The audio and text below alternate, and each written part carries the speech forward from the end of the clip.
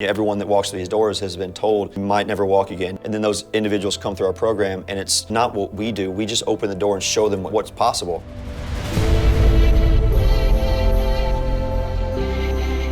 And then your family's like, oh, Janet, you're never gonna walk again. Let me help you with all these things. You start to believe that, and that's what you start to create. We don't let that happen. Things. Yeah. You see this quadruple amputee training next to an Olympic athlete, training next to an NFL athlete. So they're looking at Travis going, man, we can't, what excuses do I have? And that's how ATF was formed. A family you can't really do anything about, but a tribe, it's the sum of the whole, where the strong becomes the weak and the weak will become the strong. You all need each other in order to be the best versions of yourself, to live life to the max. The world needs more of Mo in the sense, like, there's no bullshit. It's like, let's just take what we've got and run with it. Welcome back to the Life to the Max podcast. I'm with my co-host, Evan DeMarco. I'm Jana Breslin, and you're here with Mo. Wait. I'm Jana Breslin, you're Evan DeMarco. I knew it was weird. It really was. Yeah. What? I said I'm here with my co-host, Evan DeMarco. And I said, I'm Jana Breslin, you're Evan DeMarco. Say goodnight, Gracie. Anyway, we are here in Texas. Seriously throwing me off. It's okay. Just take some GPC. I did. All right. We're here in Texas, right? Yeah, we're here in Texas. Dallas. In Dallas. Yeah. Mm-hmm. And we're here with Mo Brosette, and you're amazing, and you're probably one of our most favorite individuals. I swear, like when we first met him, we instantly connected, and we're like, this human being is incredible, and we need to have him on our show, and we need to just learn more about who he is and what he's doing in the world to make it a better place. So a little backstory on Mo is that we met at the Spartan World Championships in Tahoe, which was, what, about 3 weeks ago? 4 weeks ago? About a month ago now, yeah. About a month ago. So Jen and I were there podcasting, obviously, and you were there as well. And I remember it was kind of the podcast dinner. We came in, and I saw Jana kind of in a corner with you. You guys were like scope locked in conversation. I'm like, that's kind of cool. And then she comes over, she's like, dude, you got to meet this guy. So we start chatting, and again, it's like brother from another mother. And just so you guys know, obviously, and you've probably seen some of this video, is Mo kind of carried us through the race. You were there the entire time. We crossed the finish line together, and we're all taking pictures. And I've told the story a couple times, but the guy's like, hey, you guys all friends? I'm like, no, we're family. And 4 weeks later, we're sitting here at your place, ATF in Dallas, talking to you a lot about what you do. And really, as we talk about Life to the Max, this is about telling the most incredible stories of enthusiastic people really making a difference in the world. And I can't think of someone who embodies that more than Mo. So give us a little bit of backstory on who you are before we jump into all the cool stuff that you guys are doing here. Yeah, so I've been in the fitness industry, health and fitness industry, for about just over 25 years now, which I'm aging myself. But I started when you were 4. Right, I started when I was 7. Had my own personal training business. It was great, all the kids in the neighborhood. I started when I was 19. Yeah, I got my degree in exercise science, kinesiology, and started to really study biomechanics and human movement, and became a professional personal trainer. And then we talked about this last night, and it's like the evolution of the human, right? I felt like there was a need for something more, and I had clients that were coming to me that were getting good results. Physically, they were getting stronger, they were losing some weight, but there was something that was missing. I had people that were like pre-diabetics that were having issues with some genetic diseases and things like that. And I was like, there's got to be something that I'm missing that I need to learn so I can help these people. And I found holistic nutrition and natural medicine. So along with my personal training, I started to study integrative nutrition, functional medicine, and went down that path and studied that for now going on almost 12, 13 years. And that worked out great. I was helping a lot of people, but then at the same time, again, that evolution thing happened. And what we'll talk about in a minute with the Adaptive Training Foundation, when I was introduced to this foundation, there was this need for mindset. And through my work in personal training and endurance coaching and holistic nutrition, I'd done a little bit of that stuff, helping people get through endurance races like Ironman, long distance ultra marathons and stuff like that. I knew that the mind was the most powerful tool, but I never knew how powerful it was until I had the ability or the opportunity to start working with adaptive athletes and really understanding the depth at which the mind controls everything.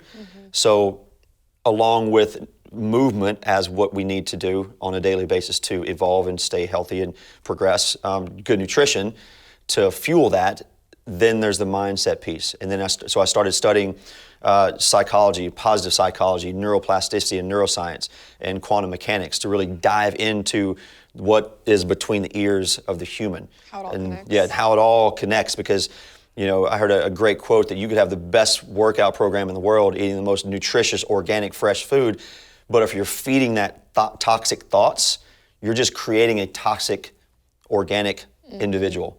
So that's where I'm at now.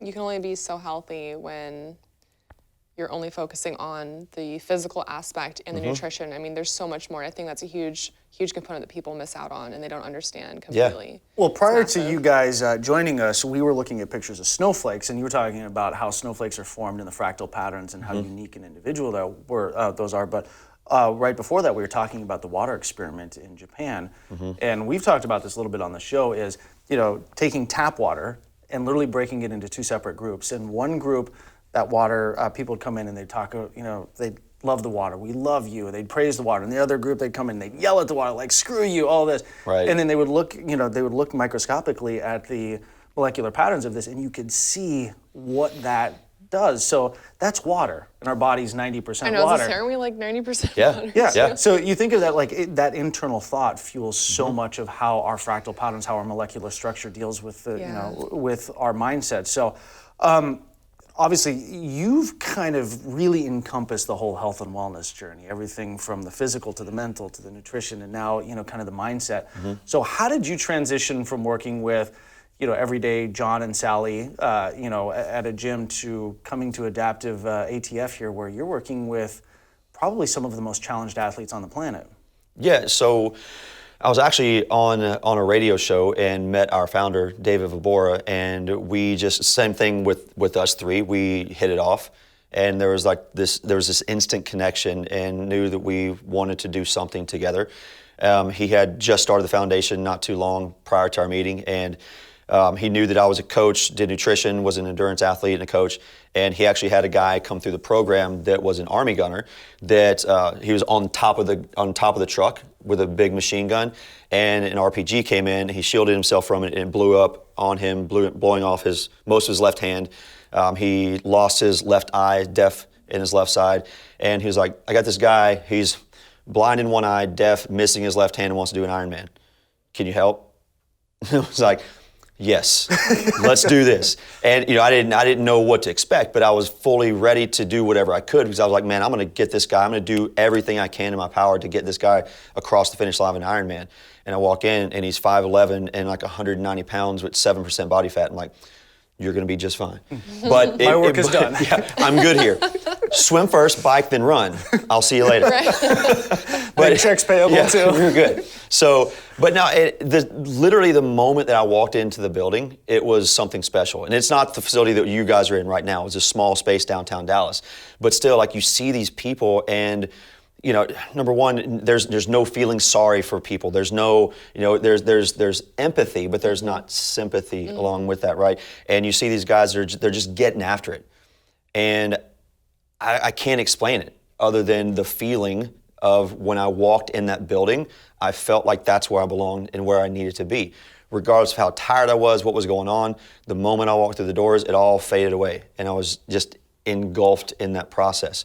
So I came on and started volunteering in mid-2015, and would help just with random athletes as they were coming through the class, and then came on as one of the directors in 2016, and we have evolved since then. And we're going to take a tour of the training facility, and we're going to work with some of the athletes here and kind of go through some of the stuff that you do. But I want to come back to something that I really found fascinating when we first talked in Tahoe. I brought up something that I think a lot of people think about when you run into an adaptive athlete, or you run into someone who's missing a limb, or an amputee. It's like, how do you approach that person, right? What do you say to that person? And I loved your response. It was a total no bullshit, like, hey, what happened? Yeah. And that's the mentality that you guys have here. It's like, you don't try to sugarcoat anything. It's like, this is the life that we have. There's no excuses. There's no BS. It's like, let's just take what we have and move forward with it.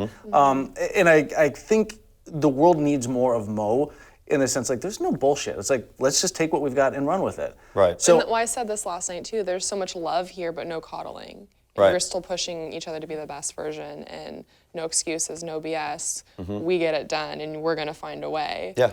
And but there's so I can just sense there's like just hearts exploding everywhere in here. It's just so much and love. there's a tiny little box that we're Yeah. going to see a little bit later. Yeah. So tell us about the box. Yeah, so in the center of the gym, we have something called the sympathy box. So if you come in and you want to kind of have the victim mentality and you don't want to do the work, you can go stand in that box. And it's not something where it's a shame thing or it's like, go get in the box. We'll never put anybody in the box. It's really there more for people to recognize that it's not about making excuses. It's about creating solutions.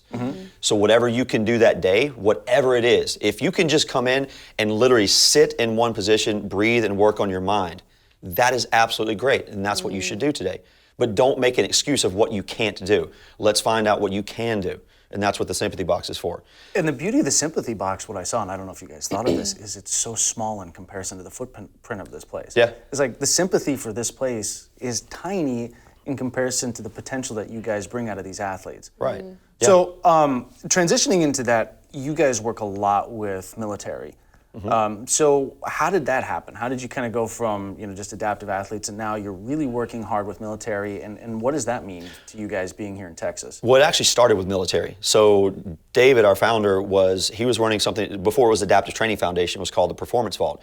He is former NFL linebacker and was training NFL athletes, Olympic developed athletes, and he met at a guy's 50th birthday party, the first ever quadruple amputee that survived an IED blast, Staff Sergeant Travis Mills. And he just walked up to Travis like, hey man, when's the last time you worked out? And Travis looked at him and goes, hey, I don't mean to make you feel like an idiot, but I don't have an arms and legs. And he was like, yeah, what do you have a core, right? And Travis was like, okay. So they talked a little while longer, got him to come to the gym the next day. And, Travis comes in, no arms, no legs, and there was a bunch of NFL guys. He was like, all right, so what are you afraid of? He goes, well, I'm afraid of falling. I don't have arms and legs. He's like, okay, cool, let's learn to fall. So he took immediately into his fear. Didn't go, oh my God, I'm so sorry, are you okay? Let's not have you fall ever. No, let's fall, because if we don't get you into that place where you are comfortable in your fear, then you're never going to progress to what you're capable of doing. So in a safe environment, he made Travis fall, and they fell again. Then it became a part of their ritual. And the cool thing with that is you see this quadruple amputee training next to an Olympic athlete, training next to an NFL athlete. So they're looking at Travis going, man, what excuses do I have? And he's looking at them going, man, what excuses do I have? So they just fed off of each other, and that's how ATF was formed. And then from there, he started to reach out to other military individuals, adaptive athletes, and started from there. Then he started to bring in some of the civilians as well. Wow. So we have one class that we do every year, which is about to come up in January, our military class. We train 15 veterans, and we partner with a group out of Tahoe called High Fives Foundation, and they train 7, so together we have 22 to represent 22 Kill, and then we take them to Tahoe to go ski. And other than that, we have a blend of veteran and civilian athletes, because there are over 10 million adaptive athletes in the U.S. That's incredible. And that's, obviously, I don't think anyone realizes that number, right? Yeah. Like, that's Absolutely. a lot of people. Yeah. So what are the foundations of what you guys focus on here? Mental, physical, and emotional. So it's a psychosocial environment. You can go to, there are plenty of places where you can get trained, where you can learn to have balance again, rehab centers and things like that.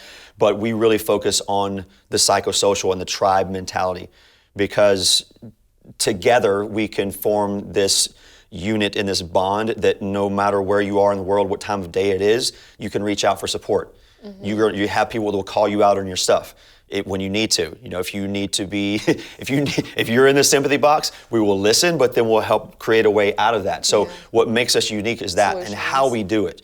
Because, and again, David made a great, when he first started this, he was like, look, a team is a roster of individuals. A family you can't really do anything about, but a tribe A tribe is something very unique and special because it's the sum of the whole, where the strong becomes the weak and the weak will become the strong. And you all need each other in order to be the best versions of yourself, to live life to the max, right? So what we do here is from day one, see what I did? Did you just love that, right? Yeah. Is help them I'll give you the understand. $20 later for yeah, that thank you. Is help them understand that, like, you're not, number one, you're not here alone. Number one, and number two, something you said earlier, where when they come through the doors, it's not, oh my God, I'm so sorry. Yeah. You know, everyone wants to be normal, but what's normal, right? We're not normal. None of us are normal. Not even close, Yeah, especially her. Yeah, right? So when you can take down that wall when someone walks in and goes, hey man, what's up? What happened to your leg? And they're like, what? Yeah, what happened? I got in a motorcycle wreck. Okay, cool. So what are you doing? I'm like, what? And you knock down that mystique of, oh my gosh, I'm so sorry. You're such an inspiration. They don't want to be an inspiration. I don't want to be an inspiration. I want to be me and the best version of me. So what we do in this program is help them understand, again, like, number one, nothing is wrong with you. You're absolutely perfect, just the way you are. And you have actually been given a superpower that you might not be aware of yet, but it is because of what has happened to you that your greatest truth is yet to be discovered. And once they realize that, then the magic starts to happen. And then we take them out here and we work with our coaches that help them, again, understand, you know, what they're capable of doing. Right. What they've been told by experts that they will never do again is oftentimes not the case. And, you know, we've talked about that as well, man. Like, the things that our athletes do that's why we have this. One of our slogans is "Defy Impossible," because everyone that walks through these doors has been told you might never walk again, you'll never have balance again, you'll always need help going to the bathroom, you'll probably not be able to feed yourself again. And then those individuals come through our program, and it's not what we do. We just open the door and show them what's possible. Their potential. They're walking again. They're not using their wheelchairs anymore. You have single leg amputees that are doing 40-inch box jumps 4 months after amputation. So that is the power of this place. And again, what we do is just provide the knowledge, provide the support, and again, open the door for them to walk through. Right. I'm kind of curious. Oh, No, ladies first. Ladies first. I'm kind of curious if someone wants to come here and train with you guys, learn your methods and your ways. Is it personalized for each person, or is each individual here like once a week, every day? Does it vary? As far as the athletes go? Yeah. So we run our flagship program is called Redefine, and it's a 9-week program. Okay. So they come and they train Tuesdays, Thursdays, and Fridays for 9 weeks. And each athlete has a master trainer and then a support trainer. So when they come in on day one, it's just like if you got a new client, personal training client, right? You do an assessment, you find out what goals are, do some postural analysis and things like that, and then based around what they see, we do, day one is specific testing. They do a 12-minute ski erg test, just to test cardiovascular strength and endurance, and then they test other modalities, again, based on whatever their impairment is. We have just created the first adaptive training certification. We're gonna have our first weekend certification next weekend, actually. So that's going to be something that anyone that wants to be able to train an adaptive athlete can do. But within our program, that's what we do. And it's literally, it's feedback on a daily basis. So you'll program for the week, but based on how the athlete's feeling, you know, if there's something going on with their nerves, if there's something going on with phantom pain, if there's something going on with TBI and PTS, you might have to alter that plan accordingly. But yeah, it's a constant experiment. Right. And that's because people ask that all the time, like, how do you guys train? How do you write programming for it? Right. Every individual is different. Right. You could both be in a wheelchair, missing both your left legs below the knee, and need two completely different programs based on things that are going on with your body. Especially, you know, everyone's different emotionally and, you know, in your brain. Yeah. I think you mentioned before that you also have them do a lot of journaling, right, and writing as well, and kind of monitoring after every time they come in, or I'm kind of curious about that part as well. Yeah, so my role is director of mindset. So what happens is they come in and they train for a 90-minute period. But when they first come in, they come and train, they see me for 15 minutes. And we use breath as the anchor, right? We start with helping them understand what breath work is, what meditation is, what visualization is. And a lot of times, especially when you get veterans, you say, hey guys, we're gonna meditate. They're like, what is that? I'm not doing that. Right. But when we show them that, look, anytime that you're firing a weapon and you're breathing and you're focused on one singular thing, you're doing meditation. When you're lifting heavy weights and you're focused, you're meditating. Anything that you're focused on can be mindfulness and meditation. So I get them for 15 minutes, use that breath as the anchor, and then get them where they're ready to go do things like overcome failure. What are you afraid of failing in? Okay, let's go do that out here. And when they do it on the training floor, then they come back in and I take them through another breath practice and say, okay, what are you afraid of failing in life? Because we can do some magic inside these walls, but if we can't change the human when they leave here and they're on their own, they're with their family, we've not done our job. Right. We've done a disservice to that human being. So our job is to make them better humans as a whole. So using the things that they failed in here and said, hey, look, see how you overcame that? You used your breath as an anchor, you were able to keep calm, and you were able to get past that thing that you thought you couldn't do. Right. That's really how you make changes is Yes. affecting the core of who someone is Yeah. and making the internal change to keep doing that outwardly and throughout Absolutely. outside of these walls. Yeah.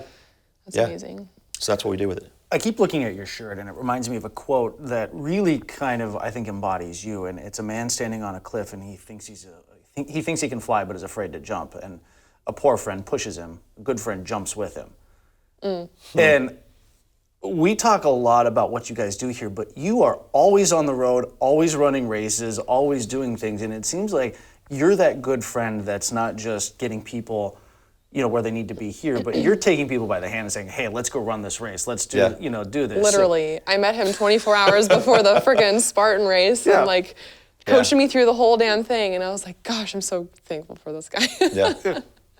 You do throw a wicked spear now. I do. Yes. I do. Maybe not necessarily at the right target, but Maybe it's not that day, but It's since a little then more it's gotten a lot directed better. Yeah. towards someone. towards me. Just kidding. Sorry, allergies here in Right. Texas. But talk a little bit about this, because you are always taking some of these athletes, some of the friends. We're going to talk to a good buddy of yours, John Wayne, in a little bit. But you're that great friend that's just grabbing people by the hand and saying, hey, you want to do this? You want to go run 100 miles? You want to, strap a 45-pound ruck on and go run a marathon? So what inspires you to do that? I got a lot of joy and pleasure and accomplishment out of being a good athlete, out of doing very well.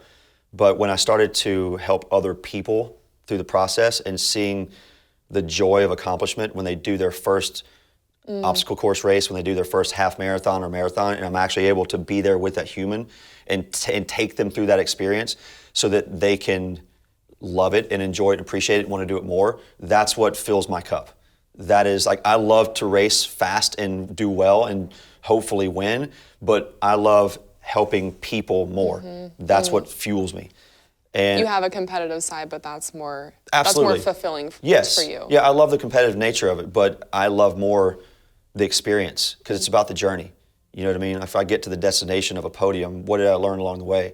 If I didn't learn anything but suffering for myself, how can I better the people around me? And that's who I've always been. I've always been I've been a servant leader my entire life, and from high school and serving in community things at church camps and things like that to now. And that's what I love to do. Well, and that's really kind of how we first engaged. We met at the dinner, but then you, for whatever reason, decided to hang out with a bunch of Instagram influencers over the course of 9 miles at altitude. Well, what happened was, Jen and I were talking, and she was like, "This is our first race. I'm scared. I don't know if I'm going to like it." And it was the typical of a Spartan race. First I don't know what I'm doing. I'm scared. I don't know if I'm going to like it, and a couple other things. And I was like, okay, I'm going to go through with you guys because I want you to Right. enjoy this experience because I know what it could be if you let it, and but I know what it can also be if you go through it with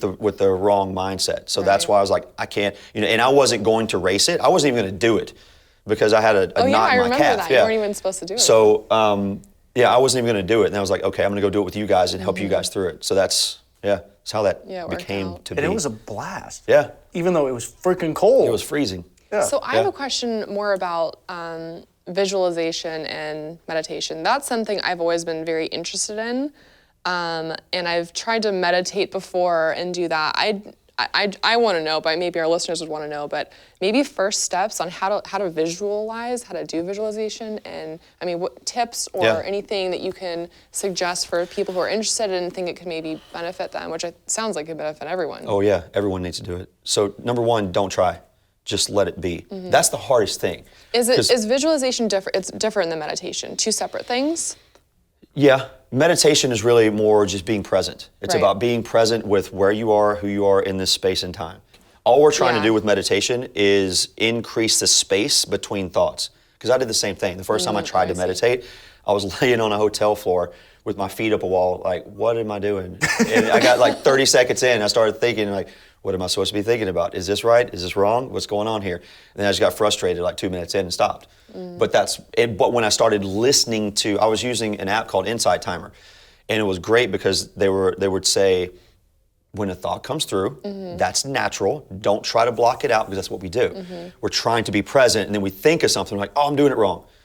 Just, they say, acknowledge Just let it. it happen, let Observe it go. it. Acknowledge it, just kinda- watch it pass like a car passing by your window. And then let it go, then bring yourself back. And what you'll find is that the more you do it, again, those thoughts will get further and further and further away. So after meditating every day for over a year, I could get where I could sit for 45 minutes and I would have some random thoughts, but they were very few and far between. And I'm very squirrel all over the Yeah. place. So how do you integrate visualization into the meditation? So with the so you can go into it with an intention. Okay. What do you want to get out of this practice? What do you want to get out of today? So what we do with our athletes, when I, was take gonna the ask, so and what how- I do, like what's a good yeah, like so, is there one that you practice most with your athletes here or well, there's a series I take them through the course of 9 weeks. Our program is 9 weeks, but one of the fun ones that I love is something called the Eye of the Storm, and I talk about the eye of a hurricane because right in the center of the hurricane is where it's the calmest, but outside is massive chaos. You can visualize that. Everybody can see and picture a hurricane, and I show them a picture. So what I tell them to do is visualize being the eye of this storm, and when you breathe in and you feel confident, and then when you exhale, you're exhaling, you can see the eye of the storm expanding. So you breathe in, you feel the cold air come in your nose, and then you Right. exhale and you watch the eye of the storm You're, like, expand. widening that space Yeah, so all the chaos that's around you, so we're gonna go work out now, right? And it's gonna be loud, you're gonna do things you don't wanna do, it's gonna be uncomfortable. Yeah. But when you do that, I want you to think about being the eye of the storm, keep yourself calm, then breathe and relax and continue doing your movement. So that's one of the ways we do it. And you start small, like it's 3 minutes at most. You don't have to do it for an hour. You don't have to do it for 30 minutes. It can be 1 minute. And you build up. It's more about consistency. If you do it every day for 5 to 10 minutes, that is shown to make significant changes in your ability to focus and concentrate over a 30-day window.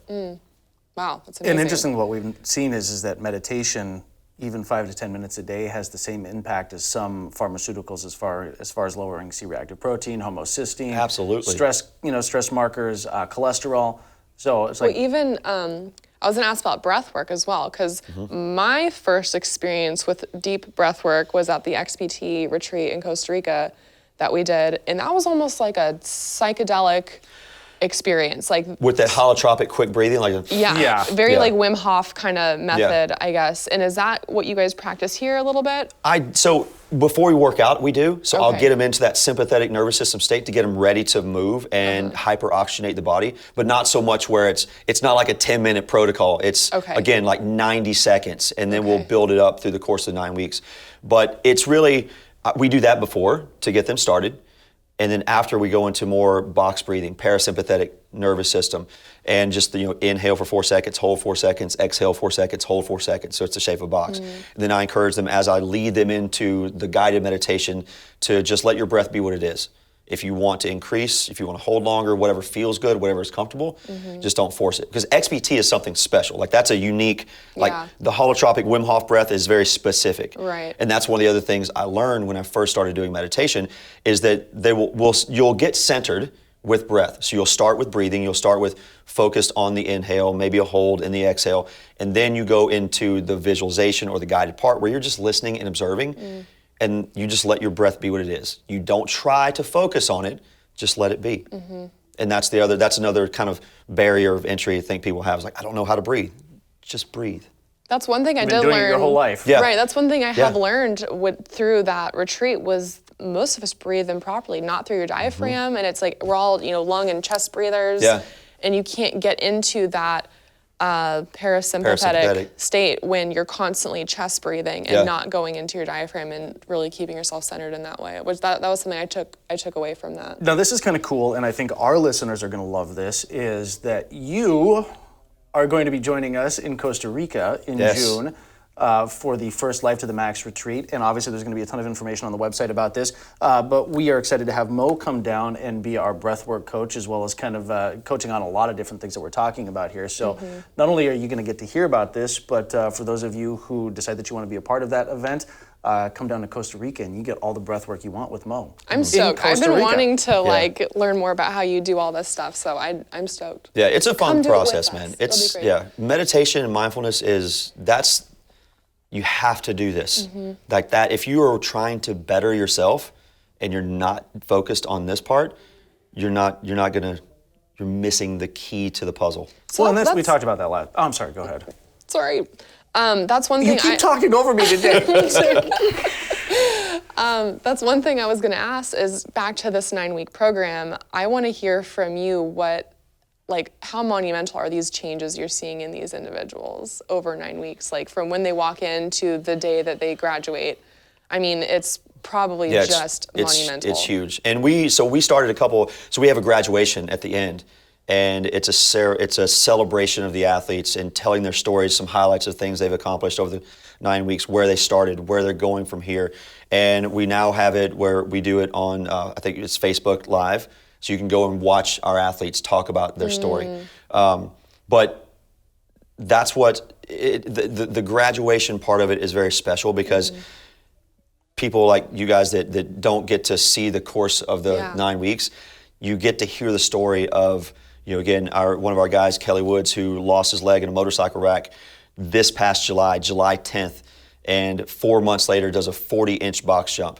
How that changed his, number one, his confidence in himself, Right. but also his ability to go within and use some of those things that he didn't want to talk about, some of the things that were, when he left here and he was alone, he didn't really want to confront. He was able to take that and turn that into fuel to get that thing done. You have one of our other athletes who was in a car wreck about a year ago she could walk on a walker and had a wheelchair, and then towards the end of the 9 weeks, she ran across the floor for the first time since her wreck. Her left hand did not move when she came in here, and through work with one of our coaches and one of our manual therapists, Alex, she's able to now get her left hand above her head. Wow. So those are the things that we're able to do. But look, the fun part about that is they could do that, right? Like maybe not at that point, but they were told you'll never do these things again. Make sure you don't fall. Which I feel like is the general consensus. Yes. Doctors are like, well, Yeah. you won't be able to do this. It's Right. it's such a negative thing. Well, and look, it's no discredit to the doctor, and they're doing the best they can with the population Right. they're used to dealing with. But again, when that's what you're told, hey, you're never going to walk again. And then your family's like, oh, Janet, you're never going to walk again. Let me help you with all these things. You start to believe that, and that's what you start to create. We have athletes, again, that you guys will meet him. He should be here. His name's Quinn. He was in a car wreck not too long, a couple years ago as well. He came through one of our other classes. When he came in, he was in a wheelchair, had leg braces on, and wanted to be able to move around and walk and eventually run again. Now, several months after the program, he'll be in here. He comes in on his own. He is standing up without braces. He's standing up independently, and actually just sent us a video, I think last week or two, of him walking across his house with a walker without braces on. So that's the things that you're able to do when you surround yourself with the right type of enablers.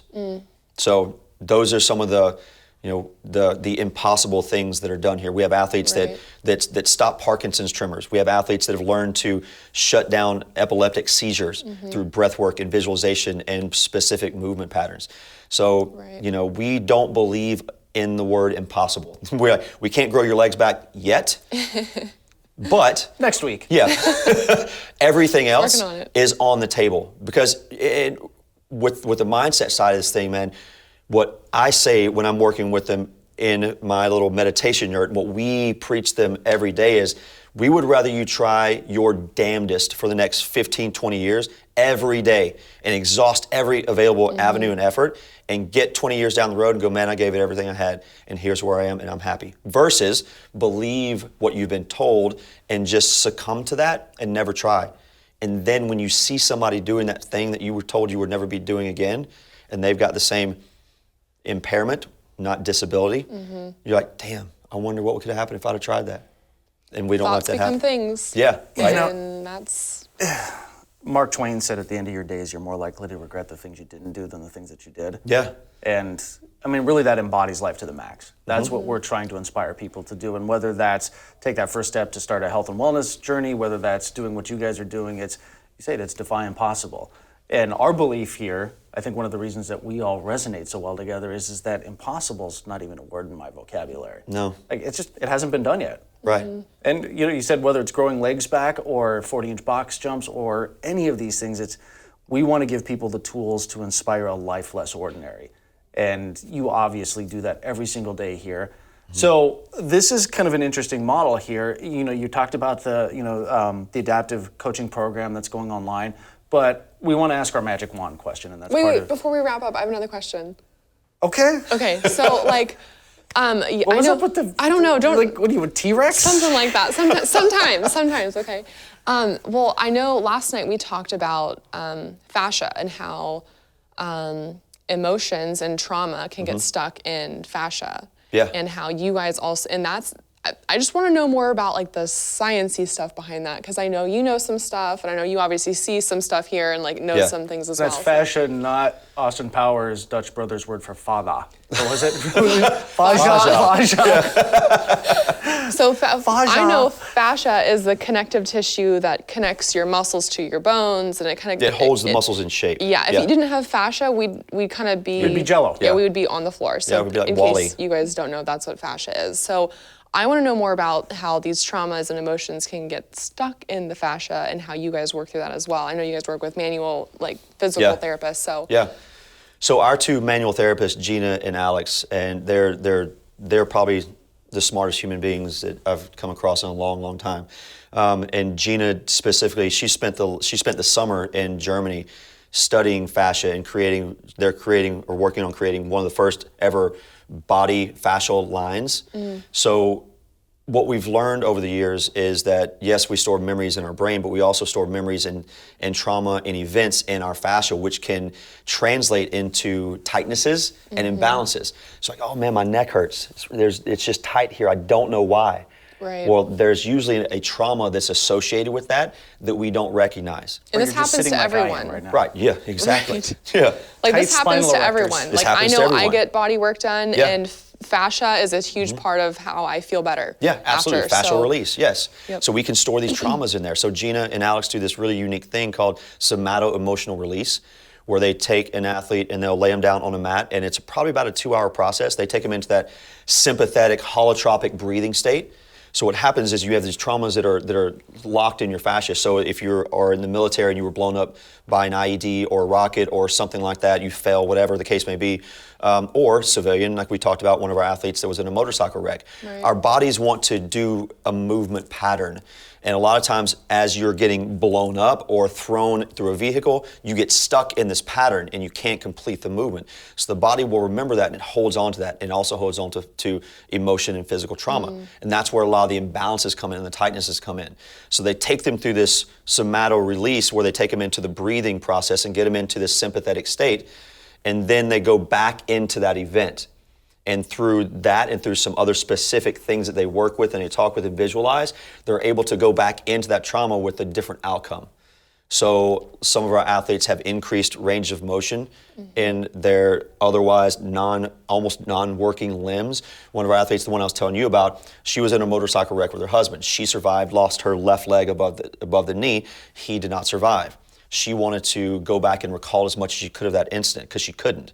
So in that process, she was able to go back into it, remember their last conversation, remember his last words, remember what the EMT said, remember part of the accident. Wow. So she was able to close the door on that healing process Very and create healing. some closure so that she could move forward. And those are some of the things that Gina and Alex do at that process that we're able to do once we lean into the possibility of what's possible when we do these things that are outside the conventional Western medical practices. Right. Like, here's your opioids. Yeah, Right. here, take this Well, pill.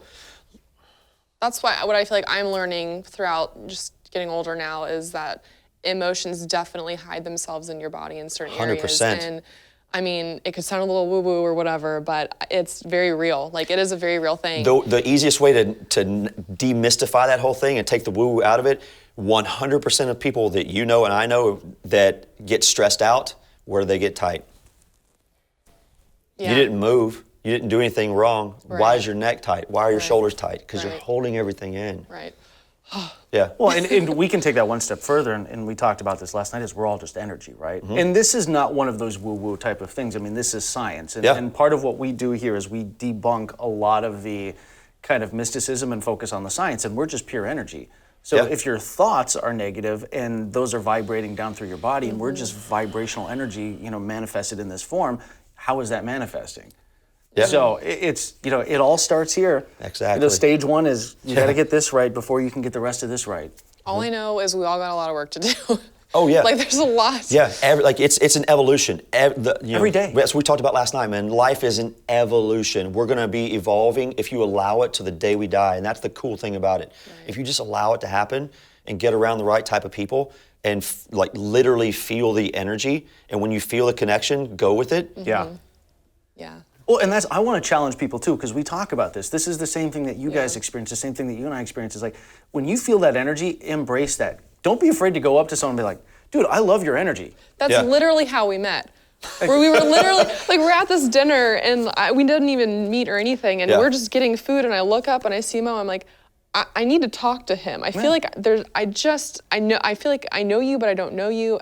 All I know is I gotta say something. Yeah. We talk about things like the collective consciousness, And I don't right? do And that it's a often. little, it sounds a little out there, maybe it's esoteric, but at the end of the day, I'm like, if you can connect with people that you vibrate on the same level with, that's how the magic happens. Right. So don't be afraid to say that. Don't be afraid to go up to someone and be like, hey, dude, I like your energy. And this is you how might get you punched in the ended up face. here. This is how you are now here working here, because of the energy that you felt and how that filled your cup and how that is working in your life too. So Yeah. not only are you giving back to these athletes, these individuals, but this is also how you're filling your cup too. Absolutely. Yeah. And that's just so amazing. It's so beautiful. So we're about out of time, so I want to ask the magic wand question. Okay. We give you a magic wand, you get one wish. Well, what do you change in the world? Oh man. Yeah, it's like You're a person that's already making the world such a better place. How do you go even bigger with that? I open their eyes. Just let them see what's possible. Good one. That's really it. I mean, well, so many people are limited just because of their own beliefs. yeah. And I touch them with the gift of openness and exploration of what's possible.